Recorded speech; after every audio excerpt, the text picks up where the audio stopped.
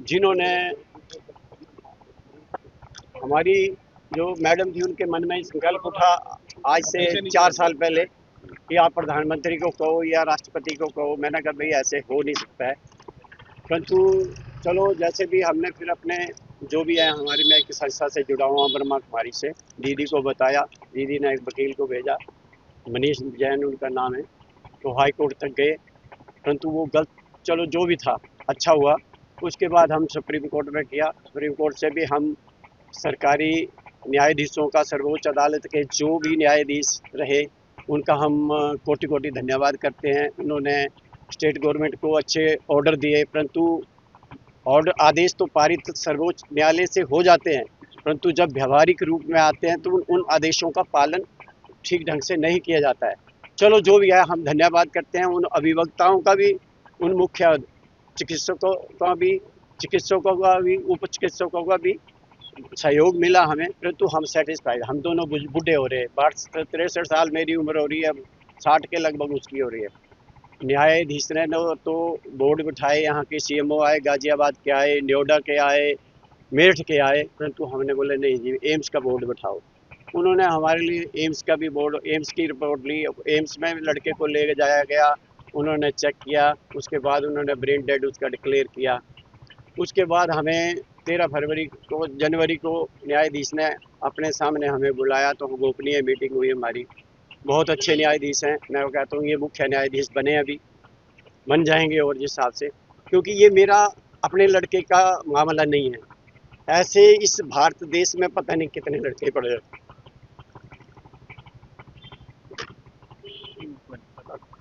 तो हम चाहते हैं कि सबका भला हो, कल्याण हो। तो इस जनहित के हेतु हमने ये स्टेप उठाया कि ऐसा होना चाहिए मेरे जज साहब को। उन्होंने उसके बाद 15 को जजमेंट होनी थी। उसके बाद ये रूल जो इंडिया में आज लागू हुआ, ये 7 देशों में भी लागू है। जो आज ये लागू है, परंतु कितने लोगों का इसके द्वारा भला होगा। मैं एक पिता होने के नाते, आप भी बच्चों के पिता होंगे, कितना दुख होता होगा। तो दुख तो हर माता पिता बिल्कुल, को ये होता है। क्षत्रिय इसकी कोई पूर्ति नहीं ठीक कर है, पाएगा, लेकिन हाँ। अपने तो औरों के लिए भी एक अब जो अच्छा। ये काम किया है, अब देखो बेटा छोटा आएगा जो सेवा करता है, सुबह 5 बजे 4:30 बजे उठता है, वो उसकी फिजियोथेरेपी करते हैं, हम अपने आप करते हैं। हालांकि चीफ ऑफ जस्टिस चंद्रचूड़ ने तो हमें फिजियोथेरेपी भी अलाउड किया था, नर्स भी अलाउड की थी, परंतु यहाँ मैंने बोला ना भी व्यावहारिक तरीके में से 15 दिन फिजियोथेरेपी आया, नर्स उर्स तो चलो हमने मना किया, कहाँ इतना छोटा मकान है, बड़ा मकान तो है नहीं। तो हमें सुविधाएं दी, इसके लिए हम कोटि कोटि धन्यवाद करते हैं। सर्वप्रथम तो हम परमात्मा का धन्यवाद करते हैं, जिन्होंने दिशा निर्देश जज साहब को, जो न्यायाधीश थे अच्छे बैठे थे, वो भी परमात्मा की कृपा होगी और उनके मुखारबिंद से आज ये जो जजमेंट हम चाह रहे थे हमारी इच्छा अनुसार हो गई।